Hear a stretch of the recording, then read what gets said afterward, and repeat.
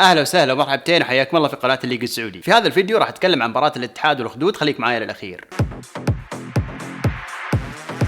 حقيقة نونو سانتو في الشوط الأول ما وفق في التكتيك، ما تدري هو لاعب 3-4-3 ولا 3-5-2 ولا 4-3-3. في المقابل طريقة لعب مدرب الأخدود 5-4-1 طريقة تفعيل واقعية ومنطقية. المهم كان في زحمة وحوسة وخنقة في نص الملعب، وكان بسبب تكثيف منطقة النص من المدربين. نونو مكثف الوسط ما تدري ليش. في زي حالة الأخدود يا نونو والتقفيلة، الفرق الكبيرة وش تسوي؟ تتدرج وتدور الكورة في الخلف والوسط كثير، تبطئ رتم اللعب عشان تطفش الخصم، لأن الأخدود مو فريق أبله بيجلس يطرد ورا الكورة ويشوفها تدور ما يفتكها. تحس كان في بطء واستعجال من فريق الاتحاد، مستعجلين على ايش؟ ما تدري. يا عمي روق وهدي وريلاكس. الفرق المتكتله ذي يبيلها نفس وصبر وطولة بال. اوكي فهمنا يا نونو انك تبي تلعب باظهره متقدمه، مد الله وبا مسعود، بس مين بيغطي وراهم يا شاطر؟ وشفنا الخدود يلعب كرات طويله خلف الاظهره المتقدمه، كان في ثغره واضحه وقدوين اخترق من هناك اكثر من مره. الاتحاد كان ملخبط. نونو سانتو كان عنده فكر وتصور للتكتيك بس ما كان واضح ومفهوم من اللاعبين في الملعب، وهذه جدا مشكله كبيره ان المدرب ما يقدر يوصل فكرته للاعبين. نونو في الشوط الاول اعتمد على العرضيات والعمق. طيب العمق مقفل، شوف لك حل ثاني. صالح العمري من اول دقيقه وضح عليه عدم التركيز والتيهان، يلف حوالين نفسه كذا ويعرض عرضيه ما لها معنى في يد حارس الاخدود، بعدها تجي كوره مقشره من بنزيما وجه لوجه مع المرمى ويضيعها. هذه حقيقه مشكله معروفه للاعب السعودي لما ينتقل الى نادي كبير. هل الحلم بس انك تلبس التيشيرت وبكذا ينتهي دورك مع الفريق الكبير؟ لا يا اخي، صارع وابدع وركز واثبت نفسك. علامه استفهام على صالح العمري. حقيقه المباراه كلها كانت نوعا ما ممله وما فيها اي شيء ممتع غير ركبه بنزيما اللي اهدت الاتحاد 3 نقاط. حقيقه الاخدود لعب وهدد الاتحاد في كذا مره، ولو عندهم مهاجم صح وقناص كان ممكن تنتهي المباراه في غير صالح الاتحاد. ما عندهم غير تومبا اللي زايد وزنه وما اقتنص الكرات اللي جت. مدرب الاخدود اعطى المباراه حقها ولعب بالتكتيك المناسب وقفل الخلف، بس ركبه بنزيما في الاخير خانت. اذا عجبكم الفيديو اشتركوا في القناه، اعطوني لايك، اشوفكم في الفيديو القادم.